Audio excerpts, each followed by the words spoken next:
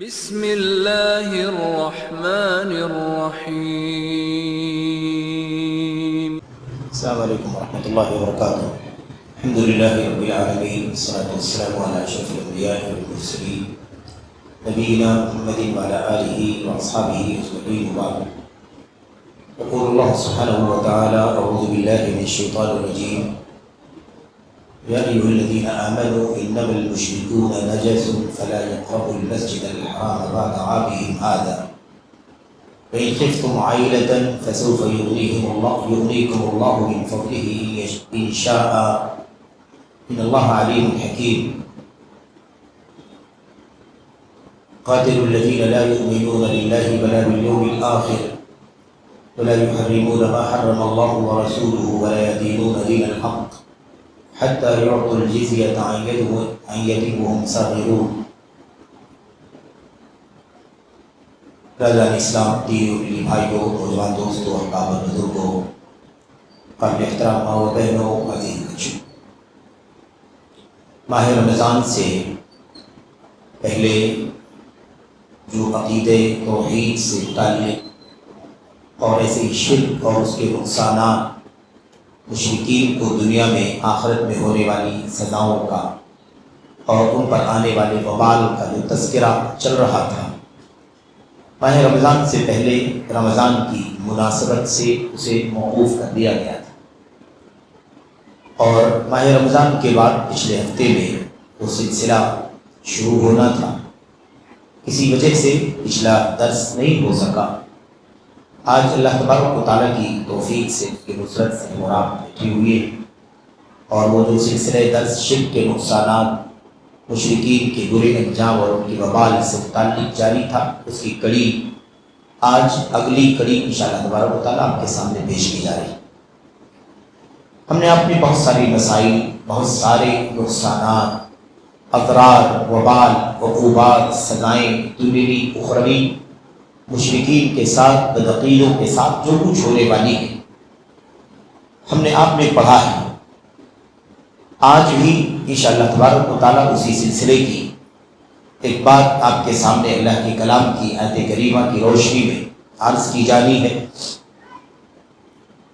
وہ یہ ہے کہ مشرکین کو اللہ تبارک و تعالیٰ نے نجس یعنی گندا، ناپاک اور پلید کہا ہے۔ مشرک کو اللہ نے نجس کہا، پلید کہا، گندا کہا۔ نجس کا لفظ عربی زبان میں گندگی کے لیے استعمال ہوتا ہے، ناپاکی کے لیے استعمال ہوتا ہے۔ پیشاب نجس ہے، پاخانہ نجس ہے، اور ایسے ہی شراب، جوا نجس، ایسی بہت ساری چیزیں ہیں قرآن و سنت میں جسے نجس کہا گیا۔ اللہ تبارک و تعالیٰ کی کتاب میں، نبی کریم صلی اللہ علیہ وسلم کی سنت میں مشرکین کو ان کی بدعقیدگی، ان کی شرک کی گندگی اور کفر کی غلاظت کی وجہ سے انہیں نجس کہا گیا، ناپاک کہا گیا۔ اب اس پر بھی بات ہوگی انشاءاللہ تبارک و تعالیٰ کہ مشرکین کو جو ناپاک اللہ تبارک و تعالیٰ نے فرمایا وہ کیسی ناپاکی ہے؟ کیا ان کا جسم ناپاک ہے، یا پھر یہ معنوی ناپاکی ہے، اندرونی ناپاکی، ان کے دل کے اندر جو شرک اور کفر کی غلاظت ہے اور گندگی ہے اس کو اللہ تبارک و تعالیٰ نے ناپاکی کہا۔ اس کا تذکرہ انشاءاللہ تبارک و تعالیٰ آئے۔ آپ کے سامنے دو آیتیں پڑھی گئی ہیں، ایک جگہ سے سورہ توبہ کی یہ دونوں آیتیں، اور یہ دونوں آیتوں میں اللہ تبارک و تعالیٰ نے اس بات کو بڑے اچھے، نرالے، انوکھے انداز میں قرآن کریم نے بیان کیا ہے۔ اللہ تبارک و تعالیٰ فرماتا ہے یا ایھا الذین آمنوا انما المشرکون نجس، اے ایمان والو یقیناً مشرکین ناپاک ہیں۔ یقیناً مشرکین کیا ہے؟ ناپاک ہیں، پلید ہیں، گندے ہیں۔ فلا يقربوا المسجد الحرام بعد عامهم هذا، اس لیے اس سال کے بعد یہ مشرکین اللہ کے گھر کے قریب نہ آئیں۔ اللہ کا گھر پاک ہے، طاہر، مطہر ہے، پاکیزہ گھر ہے اللہ تبارک و تعالیٰ۔ طیب مطیب. تو اس پاکیزہ گھر میں جہاں توحید کی پاکی، جہاں ایمان کی پاکیزگی ہے، اس پاک جگہ پر یہ مشرکین نجس ہے، ناپاک ہے، یہ اللہ کے گھر کے قریب نہ آئے. فلا يقربوا المسجد الحرام بعد عامهم هذا. اپنے اس سال کے بعد یہ کون سا سال ہے؟ یہ 9 ہجری ہے. 9 ہجری ہم سب جانتے ہیں. ترجمہ پہلے سمجھ لیں پھر بات کرتے ہیں انشاءاللہ تبارک و تعالی. اللہ نے فرمایا اس سال کے بعد مشرکین مسجد حرام کے قریب نہ آئے. اب اللہ تبارک و تعالیٰ نے کہہ دیا اس سال کے بعد یعنی 9 ہجری. اس کے بعد آیت کریمہ کا ٹکڑا کیا ہے؟ وَإِنْ خِفْتُمْ عَائِلَةً فَسَوْفَ يُغْنِيكُمُ اللَّهُ مِنْ فَضْلِهِ إِنْ شَاءَ إِنَّ اللَّهَ عَلِيمٌ. اور اگر تمہیں خوف ہے، ڈر ہے، عائلہ کسے کہتے ہیں؟ فقیری کا، محتاجگی کا ڈر ہے. ظاہر ہے کہ کاروباری مسئلہ ہوتا ہے، آنا جانا. مشرکین جب آتے تھے مختلف علاقوں سے، عرب عجم سے، یہاں سے وہاں سے، تو آتے تھے تو بہت سارا سامان لے کر کے آنا، بیچنا، خریدنا. اور اس طرح سے مسلمان جو تھے اہل اسلام، انہیں تجارت اور کاروبار کے اعتبار سے بہت کچھ نفع، مالی نفع اور کمائی حاصل ہوتی تھی. اب مشرکین کا جب داخلہ بلکہ مسجد حرام سے قریب آنا ہی منع کر دیا جائے گا، وہ آئیں گے ہی تو سلسلہ کٹ جائے گا. تو اللہ تبارک و تعالیٰ نے فرمایا بھائی خفتم عائلہ، اگر تمہیں فقیری کا، محتاجگی کا ڈر ہے، کہ مطلب مالی معیشت کی کمزوری کا ڈر ہے تمہیں، تو اللہ تبارک و تعالیٰ تمہیں انشاء اگر چاہے گا، انشاء اگر اللہ تبارک و تعالیٰ چاہے گا تو تمہیں اپنے فضل سے کشادگی اور مالداری عطا فرما دے گا. ٹھیک ہے، مشرکین آئیں گے، کفار آئیں گے، کاروبار ہوگا تو ہی تمہاری فقیری دور ہوگی، محتاجگی دور ہوگی، تبھی تمہاری معیشت اور تمہارا کاروبار اوپر کو اٹھے گا، تبھی تمہارا بازار اور تمہاری جو مارکیٹ ہے وہ اس میں تیزی آئے گی. وہ نہیں آئیں گے تو تم فقیر ہو جاؤ گے، اس کی فکر مت کرو. اگر تمہیں ڈر ہے کہ ان کے نہ آنے سے تمہاری معیشت خطرے میں پڑ جائے گی تو اللہ تبارک و تعالیٰ تمہیں اپنے فضل سے اگر چاہے گا تو مالدار بنا. اللہ تبارک و تعالیٰ نے یہ بات کیا؟ اللہ تبارک و تعالیٰ بڑا علم والا ہے، نہایت حکمت والا ہے. بڑا علم والا ہے، خوب علم والا ہے، بے معنی علم اس کا، اور بے انتہا حکیم. اگلی آیت کریمہ میں اللہ تبارک و تعالیٰ نے جو بات بیان فرمائی اس کا تعلق کفار اور خصوصیت کے ساتھ اہل کتاب. اہل کتاب یہود و نصارہ بھی کافر ہی ہیں. یہود و نصارہ کیا ہیں؟ کافر ہیں. اسلام کی دنیا میں آنے کے بعد کوئی دھرم اللہ کو قبول نہیں، سب کفر ہے. یہودیت، عیسائیت اپنی اصلی شکل میں نہیں ہے دنیا میں. تورات میں بہت کچھ تحریف کر دی، یہودیوں نے، عیسائیوں نے انجیل میں تحریف کر. تو اصل تو دین ہی وراٹ رکھا ہے انہوں نے. لیکن فرض کرو اگر وہ دین اپنی اصلی حالت میں بھی اگر ہوتا تو بھی اسلام کے بعد وہ کفر ہے.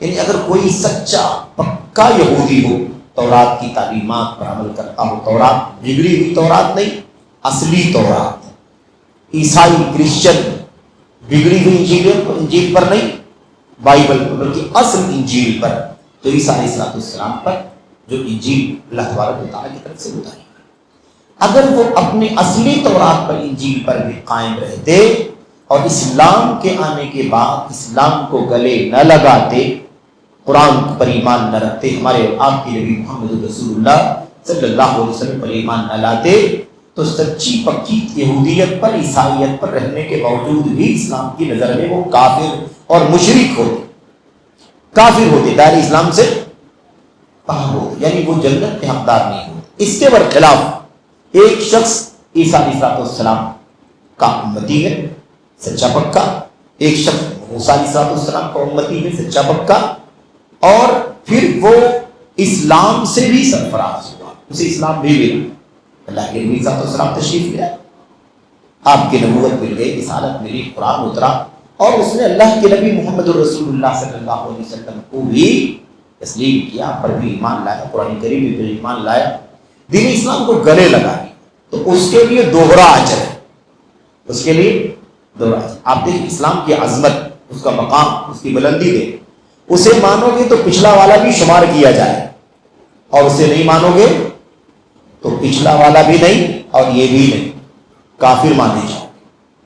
اسلام کے پہلے اگر کوئی سچا پکا یہودی تھا اور موسیٰ علیہ السلام کے دین پر ویسے چلتا رہا جیسے چلنا چاہیے، تو اللہ تبارک و تعالیٰ کے نبی موسیٰ علیہ السلام کی تعلیمات کے مطابق وہ جنت میں جائے۔ عیسیٰ علیہ السلام کی دور میں تھا، عیسائی ہوا، عیسیٰ علیہ السلام کی تعلیمات انجیل اور آپ کی سنت پر وہ عمل کرتا رہا، جیسے ہونا چاہیے ویسے عمل کرتا رہا اور دنیا سے چلا گیا، تو وہ عیسائی جنتی ہوگا۔ لیکن اسلام آ گیا، ایک عیسائی تھا، ایک یہودی تھا، اسے اسلام مل گیا، اب اس کے جی پتہ چل گیا کہ اسلام آ گیا ہے، محمد الرسول اللہ صلی اللہ علیہ وسلم نبی رسول بنا کر کے بھیجے گئے، اور اب اگر آپ پر ایمان نہیں لاتا ہے، آپ کو نظر انداز کرتا ہے، قرآن پر ایمان نہیں لاتا اور کہتا ہے میں یہودی تو پہلے سے ہوں، سچا پکا یہودی ہوں، سچا پکا عیسائی ہوں، اور میں مروں گا تو جنت میں جاؤں گا، وہ جہنم میں جائے۔ اس لیے کہ اسلام کے آنے کے بعد اسے قبول کیے بغیر کوئی جنت میں نہیں جا سکتا۔ اسلام کیا دنیا کا کوئی بھی دین، کوئی بھی دھرم ہو، اسلام کو مانے بغیر کوئی جنت میں داخل۔ ہاں، اسلام کے آنے سے پہلے دنیا سے چلا گیا تو جیسا اس کا ایمان عمل ہوگا ویسا اس کا حساب و کتاب ہوگا، اور اسی کے مطابق وہ اپنے انجام کو پہنچے گا۔ لیکن اسلام کے آنے کے بعد اسلام کے بغیر کوئی جنت میں نہیں جا سکتا۔ اس لیے آپ دیکھیے، اگر اسلام قبول کر لے گا، مان لے گا، تسلیم کر لے گا، یہودی تھا اسلام بھی لے آیا، عیسائی تھا اسلام بھی لے آیا، تو ایسی صورت میں اسے اللہ تبارک و تعالیٰ دوہرا اجر عطا فرمائے، ایک اس نبی پر، اس کتاب پر ایمان لانے کی وجہ سے، اور ایک آخری نبی محمد رسول اللہ صلی اللہ علیہ وسلم اور آپ کے ذریعے سے جو اسلام دنیا میں ہے اسے تسلیم کرنے کی۔ اور یہ بہت عام صاف ستھری سی بات ہے، اس میں کوئی ایک ذرہ شک نہیں، ڈاؤٹ نہیں، کوئی غلط فہمی میں ہو، کوئی خوش فہمی میں ہو، کچھ فرق نہیں پڑتا۔ اللہ تبارک و تعالیٰ کا دین صاف ہے، صریح ہے۔ اللہ تبارک و تعالیٰ کی اس اصول کا تذکرہ اس آیت کریمہ میں بھی آ رہا ہے، اس آیت کریمہ، جس آیت کریمہ آپ کے سامنے پڑھی جائے، اور اللہ کے نبی صلی اللہ علیہ وسلم کی وہ حدیث جو صحیح مسلم، امام مسلم نے نقل فرمائی ہے۔ اس آیت کریمہ کو دیکھیں، اللہ تبارک و تعالیٰ فرماتا ہے قاتل الذین لا یؤمنون باللہ ولا بالیوم الآخر، ان لوگوں سے لڑو، ان لوگوں سے لڑو جو اللہ تبارک و تعالیٰ پر ایمان نہیں لاتے، آخرت پر ایمان نہیں لاتے، اور کیا کہا ولا یحرمون ما حرم اللہ ورسولہ، اللہ نے جو حرام کیا اسے حرام تسلیم نہیں کرتے، اللہ کے رسول نے جو کچھ حرام کیا اسے حرام تسلیم نہیں کرتے۔ پہلے ٹکڑے میں ایمان کی بات آ گئی، دوسرے ٹکڑے میں کیا آ گیا؟ عمل، شریعت، عمل اور شریعت۔ اور اس کے بعد کیا فرمایا؟ ولا يدینون دین الحق، اور دین حق کو بحیثیت دین قبول نہیں کرتے، دین حق کو، اسلام کو۔ دین حق کون؟ اسلام کے آنے کے بعد دین حق صرف اور صرف اسلام ہے۔ تو ولا یدینون دین الحق، دین حق کو قبول نہیں کرتے، تسلیم نہیں کرتے، دین کے طور پر مانتے نہیں، تو لڑتے رہو ان سے جنگ کرو، ان سے لڑائی لڑو، کب تک؟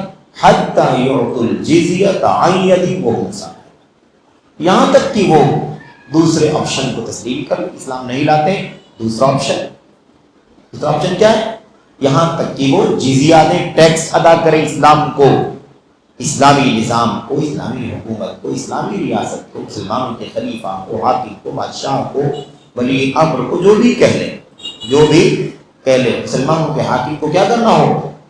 ٹیکس دینا ہوگا۔ حتی یعطوا الجزیۃ عن ید، اپنے ہاتھ سے، یعنی کیا مطلب؟ لا کر کے دے کے جاؤ، کوئی آ کے لے گا نہیں، بلکہ کیا کرنا ہے؟ لا کر کے دے کے جانا۔ عن ید کی تفسیر میں لوگوں نے، مفسرین نے کہا اس کے اندر ذلت بتانا مقصود ہے کہ لاؤ، ذلیل ہو کر کے دے کے جاؤ۔ عن ید کا معنی ہے وہم صاغرون، مزید تاکہ حالت یہ ہو کہ وہ پست ہو کر کے، ذلیل ہو کر کے، حقیر بن کر کے لوگوں کے سامنے، مسلمانوں کے سامنے رہے، اسلام کے سامنے۔ یہ دونوں آیتیں ہیں، ان دونوں آیتوں میں سمجھیں کہ اسلام اگر ہے، توحید ہے، ایمان ہے، تو کتنی عظمت ہے، اور اگر ایمان نہیں ہے، شرک ہے، کفر ہے، تو اس کفر و شرک کا نقصان، اس کا وبال، اس کی سزا، اس کا برا انجام کیا ہو سکتا ہے، کتنا ہو سکتا ہے۔ سرسری طور پر ان دونوں آیتوں کا معنی سمجھیں۔ پہلی والی جو آیت کریمہ ہے، اس آیت کریمہ میں اللہ تبارک و تعالیٰ نے کیا فرمایا، اے ایمان والو، اے ایمان والو، مشرکین یقیناً نجس اور ناپاک ہیں، ناپاک ہیں، گندے پلید ہیں۔ اب یہ ناپاکی کیسی ہے، یہ ناپاکی کیسی ہے؟ مفسرین کی جو اصل تفسیر ہے، صحابہ تابعین کی جو عام تفسیر ہے، اس سے مراد یہ نجاست، یہ ناپاکی، یہ گندگی اندرونی گندگی ہے، جو ان کے سینے میں کفر ہے، جو ان کے سینے میں شرک ہے، جو ان کے سینے میں دیوی دیوتا ہے نا، لات منات عزا، اور ایسے ہی آج کل کے دیوی دیوتا بت مورتیاں، اور ایسے جو بھی غیر اللہ جو ان کے سینے میں، ان کے دل میں ہے، وہ گندگی یعنی شرک کی معنوی گندگی، شرک کی گندگی، کفر کی گندگی، بدعقیدگی کی غلاظت، اس بنیاد پر اللہ تبارک و تعالیٰ نے فرمایا کہ انما المشرکون نجس، مشرکین یقیناً مشرکین کیا ہے، ناپاک ہے، نجس۔ فلا يقربوا المسجد الحرام بعد عامهم هذا، اس لیے اس سال کے بعد مسجد حرام کے قریب نہ آئے۔ یہ سال 9واں سال ہے، ہجرت کا 9واں سال۔ آپ جانتے ہیں نبی کریم صلی اللہ علیہ وسلم اور آپ کے صحابہ کو مکہ سے ہجرت کر کے مدینہ جانا پڑا، اور مدینے میں 8 سال گزر گئے۔ کتنے سال گزر گئے؟ 8 سال۔ دوسری، تیسری، چوتھی، پانچویں، ہر سال کیا ہوا؟ ہر سال تقریباً ہر سال جنگ لڑنی پڑی۔ جنگ بدر ہوئی، جنگ احد ہوئی، اور اس کے بعد ہے نا احزاب ہے، خیبر ہے، فتح مکہ ہے، یہ ساری جنگیں ہو گئی۔ آخری چیز کیا تھی؟ فتح مکہ۔ اللہ کے نبی صلی اللہ علیہ وسلم، اور بیچ میں وہ معاملہ بھی آپ جانتے ہیں جو صلح حدیبیہ کے موقع پر جو معاہدہ ہوا جنگ بندی کا، لیکن جنگ بندی کے معاہدے پر مشرکین قائم نہیں رہے۔ کہ اندر کی گندگی دیکھو، شرک کی بھی گندگی ہے، اور بدعہدی، بد اخلاقی ہے، یہ بھی گندگی، ناپاکی۔ ان لوگوں نے معاہدہ توڑ دیا، اور اس کے نتیجے میں ان کے اوپر فوج کشی کی گئی، اور سن 8 ہجری میں نبی کریم صلی اللہ علیہ وسلم 10,000 صحابہ کرام کا لشکر جرات لے کر کے مدینے سے نکل کر مکہ میں فاتحانہ داخل ہوئے۔ اور پھر ساری تفصیلات آپ جانتے ہیں کہ مکہ فتح ہو گیا۔ وہ جو شرک کا اڈا تھا، اسے اللہ تبارک و تعالیٰ نے توحید کا چشمہ بنا دیا، اور اسلام غالب ہو گیا، اور کعبہ جو بتوں سے گھرا ہوا تھا، 360 بتوں سے، اندر چھوٹے بڑے بت اور مورتیوں کی تعداد 360 سے بھی زیادہ تھی، اور اس کے اندر حضرت ابراہیم کی مورتی، حضرت اسماعیل کی مورتی، حضرت اسحاق کی مورتی، یوسف علیہ السلام مورتیاں بنا رکھا تھا، لوگوں نے نام رکھا۔ بہرحال ان سب کو توڑا گیا، نکالا گیا۔ بڑے بڑے جو مشرکین تھے، کفار، مشرکین اور کافروں کے بڑے سرغنے، یہ سب کے سب اسلام کے غلبے اور اسلام کی سطوت کے سامنے پورے طور پر دبے ہوئے تھے، کچلے ہوئے، اور اسلام کے رحم و کرم پر اور نبی اسلام محمد رسول اللہ صلی اللہ علیہ وسلم کے رحم و کرم پر، ان کے طرز پر بس تکیہ کیے ہوئے تھے کہ محمد کیا سلوک کریں گے ہمارے ساتھ نرمی کا معاملہ کریں گے، رحم کا معاملہ کریں گے، یا ہم نے جتنا ستایا ہے، مارا ہے، ٹارچر کیا ہے، اس کا آج انتقام لیں گے۔ ایک دم ڈر اور خوف کے مارے دبکے ہوئی تھی۔ لیکن بہرحال نبی رحمت تھے صلی اللہ علیہ وسلم، آپ نے سب کو کیا کر دیا؟ آپ کو آزاد کر دیا، امان دے دیا۔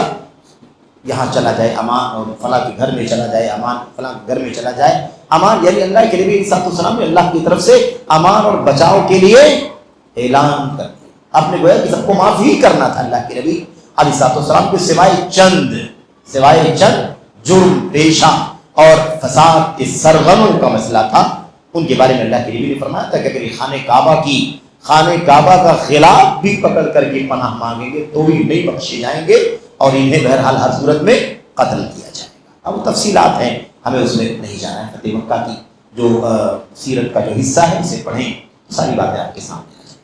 تو 8 ہجری مکہ فتح ہو گئے، اور 9 ہجری سے اعلان ہو گیا۔ اللہ کے نبی علیہ السلام نے حضرت ابوبکر صدیق رضی اللہ تعالیٰ عنہ کے ساتھ علی بن ابی طالب رضی اللہ تعالیٰ عنہ کو بھیجا، اور آپ نے فرمایا جاؤ اور آپ دونوں اعلان کر دو، منادی کرا دو، ایک اعلان سرکولر ہو جائے کہ آج کی تاریخ سے اب کوئی بھی مشرک، خانہ کعبہ کا طواف نہیں کر سکتا، خانہ کعبہ پہ داخل نہیں ہو سکتا، مسجد حرام میں داخل نہیں ہو سکتا، اور کوئی بھی ننگا طواف نہیں کر سکتا۔ اب مشرکین مکہ کا طریقہ تھا شرک کی بھی گندگی، جب سینوں میں شرک کی غلاظت اگر رہے تو یہ ظاہری گندگیاں تو بہت معمولی بات ہے، بہت معمولی بات۔ سب سے بڑا بے حیا وہ ہے جو مشرک ہے، سب سے زیادہ گیا گزرا اور ذلیل وہ ہے جو مشرک ہے، جو توحید سے عاری وہ سب سے زیادہ بے حیا اور گیا گزرا ہے۔ پھر ساری بے حیائیاں اس سے کم ہیں، ساری بے حیائیاں اس سے کم ہیں، چاہے وہ زبان کی بے حیائی ہو، چاہے عمل کی بے حیائی ہو، چاہے لباس کی بے حیائی ہو، یا وہ جسم کی بے حیائی ہو، کسی بے حیائی، ساری بے حیائیاں کیا ہے؟ تو شرک اللہ کے نبی علیہ الصلوۃ والسلام، تو 8 ہجری مکہ فتح ہوا نا، 8 ہجری رمضان کا مہینہ، 8 ہجری میں مکہ فتح ہوا، شوال، ذی القعدہ، ذی الحجہ، حج کا موسم آ گیا کہ نہیں؟ اعلان ہو گیا اس سال کے بعد، اب یہ سال آخری سال ہے، یہ سال آخری سال، اس کے بعد کوئی بھی مشرک مسجد حرام میں داخل نہیں ہو سکتا اور کوئی بھی ننگا طواف نہیں۔ ٹھیک ہے،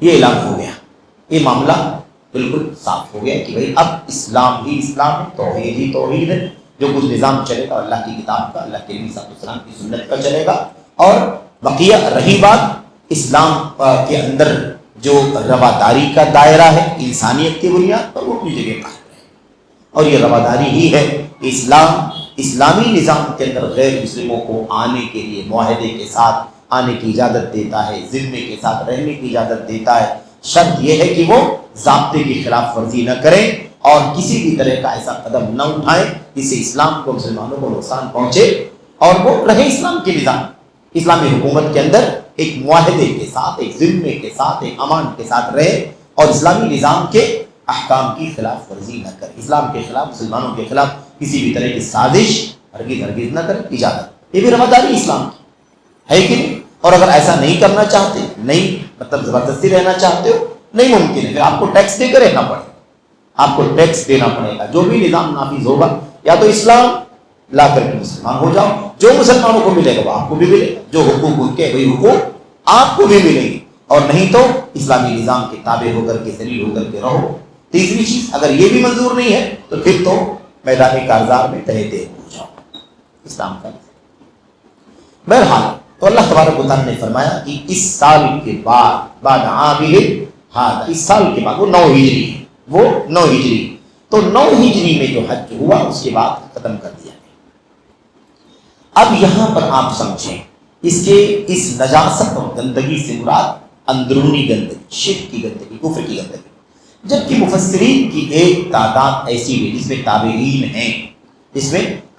ہیں، ائمہ تفسیر ہیں، حافظ ابن جریر طبری رحمۃ اللہ علیہ جیسے مفسرین بھی اس کے اندر ہیں، وہ کہتے ہیں کہ اس سے اندرونی گندگی اور ناپاکی کے ساتھ، اندرونی ناپاکی کے ساتھ ساتھ ظاہری جسمانی ناپاکی بھی مراد ہے۔ اچھا، اب مشرک ہے، ایک آدمی مشرک ہے، بتوں کی پوجا کرتا ہے، دیوی دیوتاؤں کی پوجا کرتا ہے، قبروں کی پوجا، مثال کے طور پر، لیکن ضروری تو نہیں ہے نا کہ وہ جسمانی طور پر بھی ناپاک رہتا ہو۔ اگر آج کل کا کوئی مشرک ناپاک رہتا ہو، استنجا نہ کرے، طہارت نہ کرے، اور ٹشو وغیرہ کے ذریعے سے صفائی کرنے پر اکتفا کر لے، مثال کے طور پر صحیح معنوں میں ناپاکی کو دور نہ کرتا ہو، اس کا جسم ناپاک ہو تو اس کی بات تو الگ ہے، ورنہ ایک شخص مشرک ہے، اپنے عقیدے سے تو گندا ہے لیکن جسمانی اعتبار سے صاف ہے، نہا کر کے، دھو کر کے، کپڑے صاف، جسم صاف، سب کچھ ٹھیک ٹھاک، تو ایسی صورت میں یہ پہلی تفسیر ہے کہ جسمانی نہیں بلکہ مراد کیا ہے؟ اندرونی۔ لیکن بہرحال جسمانی کے عقیدے کے ساتھ یہ اندرونی ناپاکی سے بچنے کے ساتھ ساتھ اس کا ظاہری طور پر بھی پاک ہونا ضروری ہے۔ تو مفسرین نے یہ بھی کہا کہ مشرکین ناپاک ہیں، یعنی جسمانی طور پر بھی ناپاک ہیں۔ اب اگر ناپاک ہے تب تو ناپاک ہے ہی، لیکن اگر ناپاک نہیں ہے، اس کا جسم نہا رکھا ہے، دھو رکھا ہے، مثال کے طور پر کپڑے صاف ہیں، مفسرین کی دوسری تعداد کہتی ہے کہ اس کے باوجود بھی شرک کی وجہ سے اس کا جسم بھی ناپاک، شرک کی وجہ سے اس کا جسم بھی ناپاک ہے۔ اور اس سلسلے میں بعض اقوال، بعض آثار بھی تابعین سے آئے ہوئے ہیں، بعض اقوال آثار بھی تابعین سے آئے ہوئے ہیں کہ مشرکین کا جسم بھی ناپاک ہوتا ہے. ٹھیک ہے. اور ایک روایت میں امام ابن جریر طبری رحمۃ اللہ علیہ نے نقل کیا ہے، اپنی تفسیر نقل کیا ہے کہ اذا لقیتموہم فتوضؤوا، جب تمہاری ان سے ملاقات ہو جائے، سلام یعنی مصافحہ اگر کر لو، ہاتھ لگا لو، تو وضو کر کے پھر نماز پڑھنا. تو ایسی روایتوں سے مفسرین نے کیا کہا کہ مشرکین اندر سے تو ناپاک رہتے ہی ہیں، جسم بھی ان کا ناپاک رہتا ہے. لیکن مفسرین کی جو عام تفسیر ہے وہ کیا ہے؟ جسمانی ناپاکی نہیں، بلکہ اس سے مراد اندرونی ناپاکی. آپ سوچیں کتنی تذلیل کی بات ہے، کتنی ذلت کی بات ہے کہ مشرکین کو اللہ کھلے لفظوں میں قرآن میں کیا کہتا ہے؟ انما المشرکون نجس، یقیناً مشرکین ناپاک. یہ ہے شرک کا نقصان. شرک کا نقصان کہ آدمی شرک کر رہا ہے تو ناپاک ہے. وہ کیا ہے؟ وہ ناپاک ہے. اس لیے کہ اس کے سینے میں، اس کے دل میں جو ایمان ہونا چاہیے، توحید ہونی چاہیے، اس کے بجائے کیا ہے؟ شرک کی غلاظت ہے، کفر کی غلاظت ہے، دیوی دیوتاؤں سے محبت ہے، غیر اللہ سے آشنائی ہے، اور استغاثہ، استعاذہ اور استعانہ، خوف اور رجا اور دعا اور ساری عبادات کی چیزیں وہ کیا کرتا ہے؟ غیر اللہ کے لیے انجام دیتا ہے. اس لیے اس کا سینہ اندرونی طور پر کیا ہے؟ ناپاک ہے. یہ ہے شرک کا انجام، یہ ہے شرک کا برا انجام. قرآن اس کو ناپاک کہتا ہے. اچھا آج مشرکین کو دیکھ لو، ان کے کپڑے اچھے ہیں، ان کے لباس اچھے ہیں، اور دیوی دیوتاؤں کی پجاری ہیں، اور لات منات عزا کی طرح سے آج بہت سارے غیر اللہ کے پجاری ہیں. تو وہ اپنے آپ کو سب سے زیادہ کیا سمجھتے ہیں؟ سب سے زیادہ اپنے آپ کو اعلیٰ، سب سے زیادہ اپنے آپ کو اونچا، اور ہر اعتبار سے اپنے آپ کو وہ برتر سمجھتے ہیں. آپ کتنے بھی اچھے ہو جائیں، صاف ستھرے ہو جائیں، لیکن آپ کے اسلام کی وجہ سے وہ اپنے آپ کو برتر سمجھتے ہیں. اسلام کو حقیر، مسلمانوں کو حقیر سمجھتے ہیں اور اپنے آپ کو اونچا سمجھتے ہیں. اسلام کہتا ہے کہ کتنا بھی صاف ستھرا کپڑا پہن لو، کتنی بھی اونچی عمارتوں کی زندگی گزارو، کیسے بھی سواریاں کرو، لیکن تمہارے دل کے اندر جو شرک کی غلاظت ہے اس کی وجہ سے تم ناپاک. تو یہ صریح لفظ ہے. اچھا آپ سوچیں، دیکھیں اللہ کے نبی علیہ الصلوۃ والسلام کی وہ حدیث ہے جیسے بخاری وغیرہ کے اندر اللہ کے نبی علیہ الصلوۃ والسلام کی، خیر وہ لمبی باتیں چھوڑ کر کے وہ ٹکڑے پر ہم بات کریں. اللہ کے نبی صلی اللہ علیہ وسلم نے فرمایا تھا ان المسلم لا ينجس، یا ان المؤمن لا ينجس، لا ينجس، مومن مسلم کبھی ناپاک نہیں ہوتا.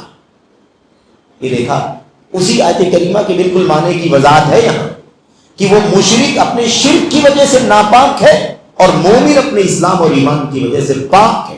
اس کا جسم اگر ناپاک بھی ہو کسی وجہ سے، استنجے کی حاجت ہو، پاخانے کی حاجت ہو، جنابت کی حالت میں ہو، احترام کی حالت میں، مثال کے طور پر ہے نا، تو بھی وہ چونکہ مسلم ہے، مسلمان ہے، مومن ہے، اس لیے اپنے اسلام اور ایمان کی وجہ سے وہ ناپاک نہیں کہلائے گا. اب یہاں پر سمجھیں، وہاں ان کی ظاہری پاکی اور صفائی کے باوجود بھی ان کے عقیدے کی ناپاکی کی وجہ سے وہ ناپاک، اور یہاں مومن مسلمان اپنے اسلام اور توحید کی پاکی کی وجہ سے جسم اگر ناپاک بھی ہے تو پاک، جسم اگر ناپاک بھی تو بھی کیا پاک. اور اس کا سیاق کیا ہے؟ اس کا سیاق یہ ہے کہ جنابت کی حالت میں تھے. روایت ابو ہریرہ کی، جنابت کی حالت، جنابت سمجھتے ہیں میاں بیوی کے تعلقات کے بعد جو نہانے کی حاجت ہوتی ہے غسل کرنے کی، بس وہ حاجت تھی، نہائے نہیں، ساتھ میں بیٹھے ہوئے بات چیت، سلام کلام، مصافحہ معانقہ سے چل رہا ہے. اتنے میں ان کو یاد آئے کہ مجھے تو غسل کرنا باقی ہے. اٹھ کے جانے لگے. کہاں جا رہے؟ نجاست کی حالت میں، ناپاکی کی حالت میں. آپ نے فرمایا بیٹھو. مومن کبھی ناپاک، تو مومن پاک ہوتا ہے اپنے ایمان کی وجہ سے، اپنی توحید کی وجہ سے، اپنے خالص عبادت بندگی کی وجہ سے، اللہ کی خالص اخلاص العبادت، اس کی وجہ سے پاک ہوتا ہے. گرچہ اس کا جسم ناپاک بھی تو بھی وہ وقتی ناپاکی ہے اور وضو اور غسل کے ذریعے سے پاک ہو جائے، لیکن اصل میں کیا ہے؟ وہ پاک ہے. اچھا اس کے بعد دیکھیں اگلا جو حصہ آیت کریمہ کا، اب یہ جو اگلا حصہ جو ہے نا اس کے اترنے کا ایک پس منظر ہے. پس منظر ہم نے سرسری پر ذکر کیا تھا کہ جب یہ آیت کریمہ اتری اور اعلان کر دیا گیا آج کی تاریخ سے مشرکین خانہ کعبہ میں مسجد حرام میں داخل نہیں ہو سکتے اور کوئی خانہ کعبہ کا طواف ننگے حالت میں نہیں کر سکتا، برہنہ ہو کر کے نہیں کر سکتا۔ بہرحال تو اب اللہ کے نبی کے اصحاب نے آپس میں بات چیت کرنا شروع کر دیا کہ مشرکین کا آنا جانا بند کر دیا گیا، اللہ کے کلام کی آیت میں انہیں منع کر دیا گیا۔ وہ آتے جاتے تھے تو لین دین کاروبار بھی چلتا تھا، خرید و فروخت بھی ہوتا تھا، بازار بھی لگتی تھی، اور مارکیٹ میں سودے لینے دینے سے ہماری مصلحتیں جڑی ہوئی تھی، ہماری معیشت جڑی ہوئی تھی، ہمارا کاروبار جڑا ہوا تھا۔ تو اب تو اگر کوئی نہیں آئے گا تو پھر ہم مسلمان آپس میں صرف لین دین کریں گے تو ہماری تعداد صرف کتنی ہے؟ ہماری تعداد بہت بڑی تعداد لوگ آتی تھی یہاں سے وہاں۔ مکہ ہے نا بھائی، وہ کیا ہے؟ مکہ ہے، مسجد حرام ہے، پوری دنیا کے سب لوگ آتے تھے، پوری دنیا، مشرق مغرب شمال جنوب۔ اللہ تعالیٰ نے کیا فرمایا؟ اللہ تعالیٰ نے فرمایا یاتین من کل فج عمیق، ہے نا، من کل فج عمیق، گلی گلی سے، دنیا کی گلیوں سے نکل نکل کر کے لوگ اللہ کے گھر خانہ کعبہ کو کشاں کشاں آ جائے۔ تو حالت تو ہی تھی۔ اب جب یہ سلسلہ ان کا آنے کا بند ہوگا تو معیشت کا مسئلہ ہے۔ اللہ تبارک و تعالیٰ نے اس تقاضے پر جو گفتگو صحابہ کرام کر رہے تھے مسلمان، اس پر یہ آیت کریمہ نازل فرمائی، ان خفتم عائلۃ، اگر تم فقیری محتاجگی کا خوف کر رہے ہو، یعنی اگر تمہیں ڈر ہے کہ فقیر ہو جاؤ گے، محتاج ہو جاؤ گے، کہاں سے کاروبار ہوگا، کہاں سے کام دھام چلے گا، کہاں سے انکم ہوگی، آمدنی ہوگی، تو اللہ تبارک و تعالیٰ نے کیا فرمایا؟ فسوف یغنیکم اللہ من فضلہ ان شاء، اللہ تبارک و تعالیٰ اگر چاہے گا تو تمہیں اپنے فضل سے مالدار بنا دے۔ یہاں بہت بڑا پیغام ہے مسلمانوں کے لیے، مسلمانوں کے لیے بہت بڑا پیغام ہے یہ، آج کل کے حالات میں بھی بہت بڑا پیغام ہے۔ مشرکوں سے یارانہ، یہودیوں سے یارانہ، اسرائیل سے، ایرانیوں سے، کتاب و سنت کے دشمنوں سے یارانہ اس لیے اگر کوئی رکھے کہ اس سے ہماری معیشت، ہمارا کاروبار اور ہماری بزنس کا بہت زیادہ بڑھاوا ملے گا، اور اگر ہم اسے دوستی محض ایمان کی بنیاد پر اگر ختم کر دیں گے کہ ہمارا ایمانی تعلق ان سے نہیں بنتا، ان کا ایمان اور عقیدہ کتاب و سنت کے خلاف ہے، کفر و شرک ہے اور الحاد ہے، بے دینی ہے، اور قرآن کریم کی تحریف کا عقیدہ ہے، صحابہ کو گالی دینے اور لعن طعن کرنے کا عقیدہ ہے، اور اپنے اولیاء اور اپنے اماموں کے سجدہ کرنے، استغاثہ کرنے، ان سے فریاد کرنے، ان کے سامنے ہاتھ اٹھانے، دعا کرنے جیسا کفر یا شرک کی عقیدہ ہے، اس بنیاد پر ہم ان سے تعلق نہیں رکھیں گے تو ہمارے کاروبار کا کیا ہوگا؟ تو یہاں پیغام ہے کہ ایمان اور عقیدے کو مقدم رکھو، ایمان و عقیدہ سب سے اوپر، ایمان و عقیدے کی حفاظت، توحید کی سلامتی کی فکر کرو، ایمان کی سلامتی کی فکر کرو، عقیدہ بچاؤ، عقیدہ ایمان بچاؤ، عقیدہ ایمان بچاؤ۔ اللہ تبارک و تعالیٰ چاہے گا تو تمہیں اپنے فضل سے الگ راستے سے مالدار بنا دے۔ مشرکین نہیں آئیں گے، یہی نا، نہیں آئیں گے تو کاروبار نہیں ہوگا، بزنس کا لین دین نہیں ہوگا، اس لیے فقیر ہونے کا ڈر ہے۔ اللہ تعالیٰ چاہے گا تو تمہیں یہ راستہ تو بند کر دیا اللہ تبارک و تعالیٰ نے، اللہ تعالیٰ اپنے فضل سے تمہیں چاہے گا تو مالدار بنا۔ اس پر یقین رکھو، اس پر یقین رکھو۔ تو جو اللہ تبارک و تعالیٰ کی رضا کے لیے اللہ کی ناراضگی کی چیز کو چھوڑ دیتا ہے، عوضہ اللہ خیرا منہ، تو اللہ تبارک و تعالیٰ اس سے بہتر بدلہ اور عوض عطا فرماتا ہے۔ تو اللہ کے لیے کسی برائی کو، گناہ کو چھوڑ دے۔ ایک آدمی سودی کاروبار کر رہا ہو، رشوت کا لین دین کر رہا ہو، حرام کاروبار کر رہا ہو، اب اسے پتہ چل جائے کہ حرام ہے اور وہ اللہ کی رضا کے لیے چھوڑ دے اسے کہ اللہ یہ حرام ہے، اور یہ نہ فکر کرے کہ میں فقیر ہو جاؤں گا، مالدار ہو جاؤں گا، تو اللہ کے لیے اگر چھوڑ دے گا تو اللہ تبارک و تعالیٰ اسے اس حرام کو چھوڑ دینے کے نتیجے میں اپنے فضل و کرم سے الگ راستے سے مالداری و کشادگی عطا فرماتا ہے۔ لیکن اس کے لیے بہت بڑا ایمان چاہیے، اس کے لیے بہت ٹھوس ایمان چاہیے، ورنہ مانگتا تو بہت تیزی کے ساتھ انسان کو اپنی طرف کھینچتا ہے۔ مادے کی لالچ، حرام اور سخط، جس کو قرآن کریم میں کہا گیا، سخط ایک ایسا لفظ ہے کہ جتنے حرام کی شکلیں ہو سکتی سب سخط کے اندر شامل، چوری ہے اور اس کے اندر رہزنی ہے، ڈکیتی ہے، سود ہے، رشوت ہے، اور اس کے علاوہ جتنی حرام کی شکلیں ہو سکتی ہیں نا، باطل طریقے سے انکم، ان سب کے لیے قرآن کی سنت میں ایک لفظ ہے سحت. وَأَكْلِهِمُ السُّحْتِ, حرام کھانے کی وجہ سے سحت حرام. تو اللہ کے نبی علیہ السلام کی حدیث بھی ہمارے سامنے. آپ علیہ السلام نے فرمایا تھا کل جسد نبت من سحت فالنار اولی بہ, جو جسم سحت سے پلتا ہو, حرام سے پلتا ہو, جہنم اس کی زیادہ حقدار ہے. یعنی اس جسم کو جہنم اپنے اندر جلائے. تو بہرحال آئیے بات کریں اگلی آیت کریمہ. اور یہ اگلی آیت کریمہ کیا جانتے ہیں؟ اگلی آیت کریمہ اسی مسئلے کا حل ہے. کس مسئلے کا حل؟ مشرکین نہیں آئیں گے, فقیری محتاجی آ جائے گی, کاروبار نہیں ہوگا. اللہ نے فرمایا چاہے گا تو اپنے فضل سے تمہیں کیا کرے گا؟ مالداری عطا فرما دے گا, خوشحالی عطا فرما دے گا. وہ یہ آیت کریمہ بتلا رہی ہے کہ وہ راستہ اللہ نے آسان کہاں سے کیا, وہ انکم کہاں سے اللہ تبارک و تعالیٰ نے, مالداری اللہ نے کہاں سے, خوشحالی اللہ نے کہاں سے عطا فرما دی. وہ اس آیت کریمہ میں اللہ تبارک و تعالیٰ فرماتا ہے قاتل الذین لا یؤمنون باللہ ولا بالیوم الآخر, ان لوگوں سے لڑو جو ایمان نہیں لاتے اللہ پر اور اس کے رسول صلی اللہ علیہ وسلم. آیت کریمہ کا ترجمہ سرسری طور پر ہو چکا ہے, معنی سمجھے. اب اس میں لڑنے کے لیے اللہ تبارک و تعالیٰ کن سے لڑنے کے لیے کہہ رہا ہے؟ اب مشرکین کے بعد جب تک مشرکین سے نمٹنے کا معاملہ اور انہیں چت کر دینے کا معاملہ, اسلام کے ان پر غالب ہو جانے کا معاملہ, یہ سلسلہ چل رہا تھا, تب تک اسلام نے, قرآن نے, سنت نے یہود و نصارہ کو, اہل کتاب کو اتنا نہیں چھیڑا. لیکن جب کفار اور مشرکین پر قابو اللہ تبارک و تعالیٰ نے مسلمانوں کو عطا فرما دیا, اور وہ بھی کیسے؟ مکہ فتح ہو گیا اور اسلام کا غلغلہ ہو گیا مکہ مکرمہ کے اندر, تو اب ان یہود و نصارہ کی بھی گوشمالی شروع ہو گئی. ان اہل کتاب کو بھی اپنے انجام تک پہنچانے کا کام شروع ہو گیا. کیسے؟ اللہ تبارک و تعالیٰ نے فرمایا قاتل الذین لا یؤمنون باللہ ولا بالآخر, جو اللہ پر ایمان نہیں لاتے, رسول پر ایمان نہیں لاتے, ایسے لوگوں سے لڑو. اور کیا نہیں کرتے؟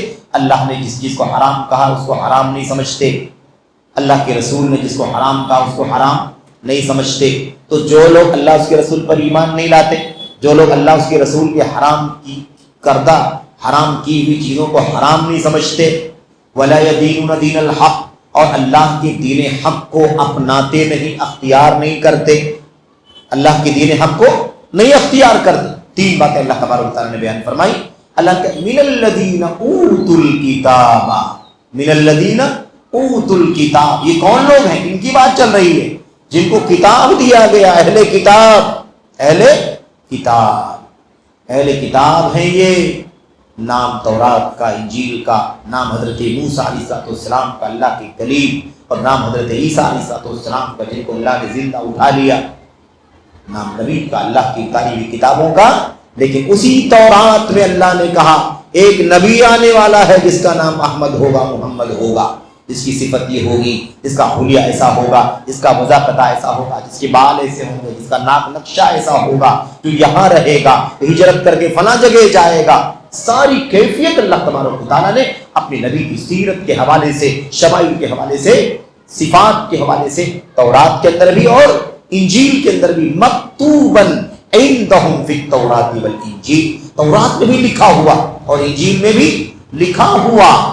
یہ سب ہونے کے باوجود بھی اللہ کے نبی محمد صلی اللہ علیہ وسلم دنیا میں آ گئے, قرآن اتر رہا ہے, اسلام کی تعلیمات نازل ہو رہی ہیں, آپ ہمارے بیچ میں موجود ہیں, لیکن پھر بھی وہ کفر کر رہے ہیں, محمد رسول اللہ پر ایمان نہیں لاتے, آپ کو جھٹلاتے ہیں, قرآن کریم کو جھٹلاتے ہیں, اللہ کے کلام کی آیتوں کی تعویل کرتے ہیں, اسے اپنی زبان کو گھما کر کے, مروڑ کر کے اس کا غلط معنی نکالنے کی کوشش کرتے ہیں, اسلام لانے والوں کو اسلام سے متنفر کرتے ہیں, اسلام لانے سے روکتے ہیں, اسلام لانے والوں کو اسلام لانے کے بعد شک شبہ میں ڈال کر انہیں مرتد بنا سارا کام کر رہے ہیں. اللہ تبارک و تعالیٰ نے فرمایا کہ یہ لوگ ہیں اہل کتاب, اللہ کے رسول پر ایمان نہیں لاتے, اللہ اس کے رسول کے حرام کو حرام نہیں سمجھتے, اور اللہ کے دین حق کو اختیار نہیں کرتے. یہ اہل کتاب, ان سے لڑو. یہ اللہ نے لڑنے کا حکم دے دیا کہ نہیں دے دیا؟ اس سے پہلے جب تک مشرکین سے نہیں گنتا گیا تھا اہل کتاب سے لڑنے کا حکم نہیں دیا گیا تھا، لیکن جب اسلام غالب ہو گیا، مکہ فتح ہو گیا، اللہ تبارک و تعالیٰ نے یہود و نصارہ سے بھی لڑنے کا کلہ حکم دے دیا۔ اس کے بعد کیا فرمایا؟ لڑائی چلتی رہے گی، ان سے لڑتے رہو، ان اہل کتاب سے، یہود و نصارہ سے لڑتے رہو، کب تک؟ حتیٰ یعطوا الجزیۃ عن ید وہم صاغرون، جب تک کہ یہ اپنے ہاتھ سے لا کر کے ٹیکس ادا نہ کریں، ذلیل ہو کر کے ٹیکس ادا نہ کریں، تب تک ان سے لڑائی جاری رہے گی۔ یہ دیکھا آپ نے، مکہ سے مشرکوں کا بائیکاٹ کرا دیا گیا، نہیں آ سکتے، یہودی عیسائی بھی مشرک ہیں، وہ بھی نہیں آئے، بتوں کے پجاری بھی نہیں آئیں گے، عرب کے مشرکین بھی نہیں آئیں گے، یہودی عیسائی سب مشرک ہیں، کوئی نہیں آئے، ٹھیک ہے۔ لیکن یہ یہود و نصارہ جو رہتے ہیں، مشرکین اور یہود و نصارہ سب جو رہیں گے اسلامی نظام میں، ان کے لیے ضروری ہے کہ وہ کیا دیں گے؟ وہ ٹیکس ادا کر کے اسلامی نظام میں رہیں گے۔ مسئلہ حل ہو گیا کہ نہیں ہو؟ مسئلہ حل ہو گیا کہ نہیں ہو گیا؟ تو پہلے شرک سے محبت اپنے دل سے نکالنا ضروری ہے، شرک سے یارانہ، مشرکین سے یارانہ، کفر سے، الحاد سے اور کفار اور ملحدین سے تو یارانہ اور قربت اور دوستی اور کہیں نہ کہیں تال میل ہے، پہلے اس کو ختم کرے مومن صحیح معنوں میں اللہ تبارک و تعالیٰ پر ایمان رکھ کر کے، اللہ تبارک و تعالیٰ اس کے علاوہ دوسرے راستے سے ان کی معیشت سدھار دے گا، ان کا کاروبار سنوار دے گا، ان کی انکم کے راستے اللہ تبارک و تعالیٰ کھول دے گا۔ وہ کچھ نہیں کریں گے تو اللہ تبارک و تعالیٰ ان یہود و نصارہ اور مشرکین کے ٹیکس کے ذریعے سے اسلامی ملک کو، اسلامی نظام کو خوشحال بنا دے۔ یہ اس آیت کریمہ کا، ان دونوں آیت کریمہ کا خلاصہ ہے۔ تو ان بات کیا ہوئی، انجام کیا ہوا، بات ختم کر رہا ہوں میں۔ بات کیا ہے؟ اصل میں نتیجہ یہی ہے کہ مشرک شرک کرنے کی وجہ سے یہ نقصان اٹھا رہا ہے کہ اللہ کا کلام انہیں ناپاک کہتا ہے۔ اللہ کے کلام میں وہ کیا ہے؟ ناپاک، نجیس، گندے۔ ہم اس سے پہلے کہا اللہ تبارک و تعالیٰ نے ناپاک کس کو کہا؟ ناپاک پیشاب کو کہا، نجیس کا نجاسہ، النجاسات، فقہ کی کتابوں میں نجاسات، ناپاکیوں کی بیان پر مستقل کتاب ہے کہ اب اس کے اندر پیشاب ناپاک ہے، پاخانہ ناپاک ہے نا، منی کے بارے میں اختلاف ہے، لیکن مزید نکلنا تو ناپاکی کا سبب ہے ہی۔ منی پاک ہے اپنے آپ میں، لیکن اس کا نکلنا، اس کے نکلنے کی وجہ سے نجاست آتی ہے، اور مزید ناپاک ہے، ودی ناپاک ہے، اور اس کے علاوہ یہ بت مورتی ناپاک ہے، اور شراب ناپاک ہے، اس ساری کی جوا کیا ہے؟ ناپاک ہے۔ انما الخمر والمیسر والانصاب والازلام رجس من عمل الشیطان، اللہ نے فرمایا سب ناپاک ہے، یہ شراب بھی ناپاک ہے، جوا بھی ناپاک ہے، اور کیا ہے؟ انصاب، انصاب کسے کہتے ہیں؟ استھان، جو اڈے ہیں جہاں بتوں کو نصب کیا جاتا ہے، ناپاک۔ ازلام، ازلام تیر، ظلم یا ظلم کی جمع، تیر، پانسے کی تیر، قسمت کا فیصلہ کرنے والی تیر۔ تھیلے میں مشرکین بھر کے بدعقیدہ تیروں کو رکھا کرتے تھے، 10-20 تیروں کو ڈال دیا، 2-4 تیروں پر ہاں لکھا، 2-4 تیروں پر نہیں لکھا، 2-4 تیروں کو بلینک چھوڑ دیا، اور اس کے بعد کیسے گوٹی گھمائی جاتی ہے نا بچوں کے یہاں، دیکھا آپ نے؟ تھیلا گھما کر کے آنکھ بند کر کے تیر نکالنا، اس پہ اگر ہاں لکھا ہوا ہے تو اپنے فیصلے پر عمل کرنا، اپنا سفر کرنا، اپنا منصوبہ عمل کرنا، اور جو کچھ بھی چاہتے ہیں اسے عملی طور پر انجام دینا، اور اگر نکالا نہیں لکھ گیا اپنا منصوبہ کینسل۔ عقیدہ کیا ہے؟ ہاں والا نکلا تو قسمت ٹھیک ہے، اور اگر غلط والا نکلا تو قسمت بری ہے، اور اگر بلینک والا نکلا تو پھر سے نکالو، دوبارہ ہاتھ ڈالو، کچھ ہاں نہیں والا نکلنے کے بعد ہی، یہ بدعقیدی۔ اللہ نے فرمایا یہ بھی کیا ہے؟ یہ بھی ناپاکی ہے۔ تو آپ اتنے سارے ناپاکوں کے اندر ایک بہت بڑا ناپاک کون ہے؟ مشرک، قبروں کا پجاری۔ اب کوئی فلائٹ سے اترے، کوئی ہیلی کاپٹر سے اترے، کوئی کتنا بھی مہنگا کپڑا پہن کر کے آئے، کچھ بھی کرے، لیکن دل میں شرک ہے تو وہ کیا ہے؟ ناپاک ہے، وہ ناپاک، نجس۔ تو بہرحال یہ شرک کے نقصانات میں سے ایک نقصان، اور ایسی بہت ساری باتیں اللہ کے کلام کی آیات میں، اللہ کے نبی کی حدیث میں موجود ہیں۔ انشاءاللہ تبارک و تعالیٰ دھیرے دھیرے ان باتوں کا تذکرہ آپ کے سامنے آئے۔ اللہ سے دعا کریں کہ اللہ تعالیٰ ہم سب کو اپنے ایمان کی عقیدے کی سلامتی کی فکر کرنے کی توفیق عطا فرمائے۔ اللہ نے ہمیں جو توحید کی نعمت اور دولت سے سرمایہ سے نوازا، اللہ تعالیٰ ہم سب کو اس کی حفاظت کی اور اس نعمت کی قدر کرنے کی توفیق عطا فرمائے، اور ہر طرح کے چھوٹے بڑے شرک سے، اس کے ذرے ذرے سے اللہ تبارک و تعالیٰ، خفی جلی سب سے اللہ تعالیٰ ہم سب کو بچنے کی توفیق عطا فرمائے، اور اللہ تعالیٰ ہمیں توحید کی بدولت اپنے فضل و کرم سے دنیا میں عزت، شان و شوکت اور بلندی عطا فرمائے، اور اللہ تبارک و تعالیٰ ہمیں ذلت سے اور ذلت کی راہوں سے بچنے کی توفیق عطا فرمائے، آمین رب العالمین۔ جیسے شرک ذلت کا ذریعہ ہے نا، ایسے ہی بدعت بھی ذلت کا ذریعہ ہے۔ تو توحید چھوڑ کے شرک میں جائے گا وہ ذلیل ہے، اور جو سنت کو چھوڑ کر کے بدعت کی طرف جائے گا وہ بھی ذلیل، اس کی بھی دلیلیں بہت ساری موجود ہیں۔ تو اللہ سے دعا ہے کہ اللہ تعالیٰ نے ہمیں جو کچھ عزت اور شان و شوکت کی ہے نا راہ توحید و سنت کے ذریعے سے عطا فرمائی، ہمیں اس پر باقی رہنے اور اس کی قدر کرنے کی توفیق عطا فرمائے، اور اللہ تعالیٰ ہمیں شرک سے، کفر سے، نفاق سے، الحاد سے اور زندیقیت سے اور ہر طرح کی ایمان اور توحید کے خلاف حرکتوں سے، قول عمل عقیدے سب سے بچنے کی توفیق عطا فرمائے، اور ایسے ہی سنت کے مقابلے میں بدعت ہے، ہوائے نفس ہے، عقل پرستی ہے، باپ دادوں کا دین ہے، طور طریقہ ہے، دنیا ہے، دولت، اللہ تعالیٰ ہم سب کو ان تمام لعنتوں سے بچنے کی توفیق عطا فرمائے، آمین رب العالمین۔ صلی اللہ علیہ وسلم وبارک علی نبینا محمد وعلی آلہ وصحبہ اجمعین۔ السلام علیکم ورحمۃ اللہ وبرکاتہ۔